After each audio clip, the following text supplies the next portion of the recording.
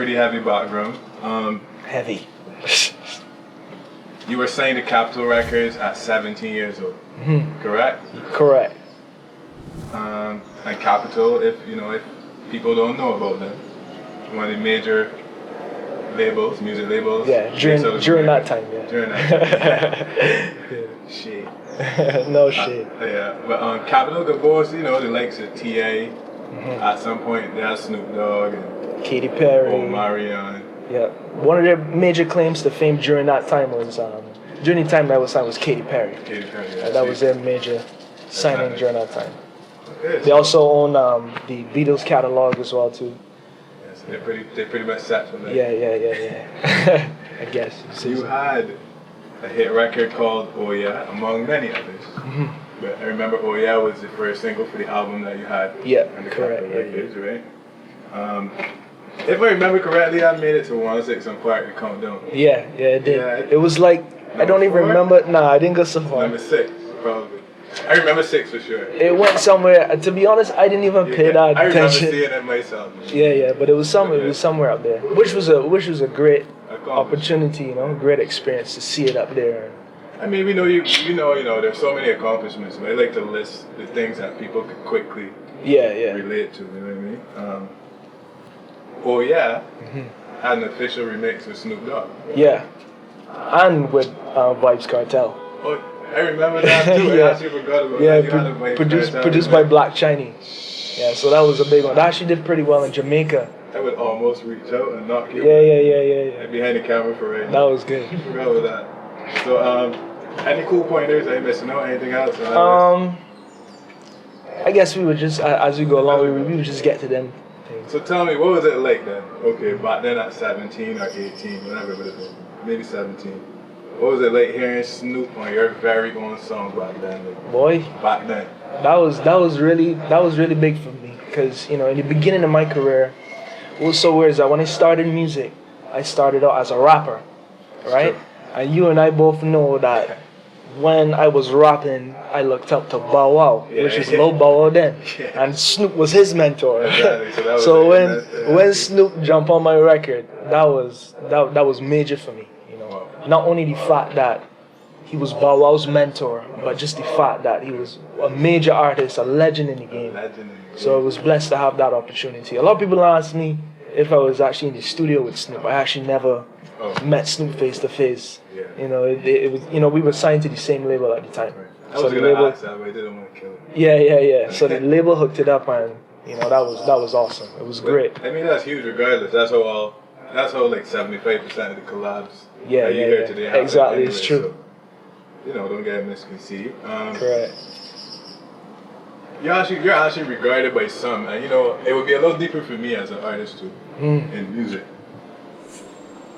Compared to the other interviews I'm doing, I look at it a little deeper because it's like a science to me, right? So, to me, you're regarded as like, by some at least, as part of the first generation of that era where all the attention was on Barbados after Rihanna. Yeah, right. And maybe I think about 5 people probably received major label deals in a short space of time. Yeah. I even heard somebody say something like, we had more major label signings in New York in this very certain space. It's true. That's huge. Well, I don't know if it's true. If it was a Guinness World Record, I would have been the youngest from the Caribbean to be signed to a major label. And me, like I never even really paid attention to any of those things.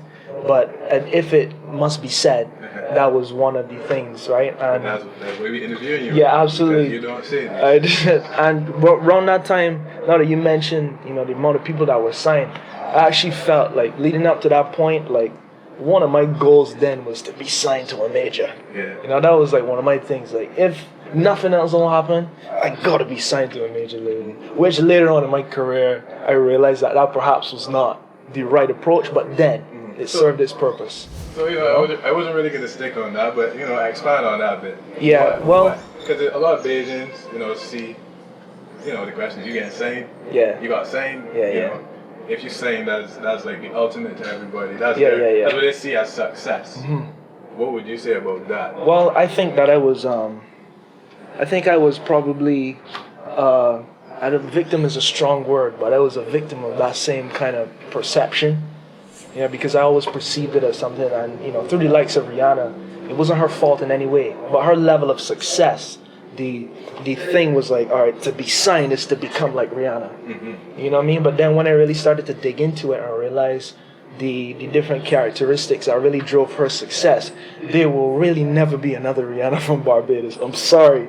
You know what I mean? So like, given the revelation of that, it just drove me to think as to how I could really be the best Jaicko. And that has led my career since then. And it's interesting that you say that because I was interviewing this other girl, Jalicia, she's a model, and we discussed the same thing. She's dope, pretty eye dope. We were discussing the same thing, how a characteristic that makes you distinct. Yeah.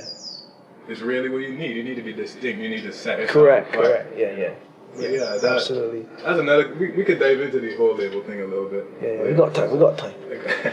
I got some more questions about that, but continuing on, spurring off that, the same. You pretty much answered it. I was saying that I find that first batch had a lot of pressure on them. Yeah, absolutely. Due to the fairy tale story that was Rihanna at the time. That is Rihanna. Can I tell the truth? When Rihanna got signed, I was heartbroken. because I thought it was gonna be me. And listen, I love Rihanna. You know what I mean? Like I give her all the support, but to me, it was just like I was grinding. Then this person out of nowhere just busts on top of me, and then everybody else comes. Even though she had to be grinding too. But absolutely. Yeah. But that was my reality at the time. I had no idea what she was doing. Mm-hmm. And I was like, jeez, when this gonna happen for me though? You know what I mean? But it's all good. That was then. This is now. It's true. And just to quickly mention, I think from that batch. That same era, it would have been you, Chantel. Yeah, Livy Frank. Vita Chambers came after me. Right. Hal Linton. Hal. Jeez. Yeah, I think that's about the batch. Yeah, we said Chantel, right? Yeah. Yeah, right, yeah. Right. So, later was Cover Drake, but that's not the same. Yeah, correct.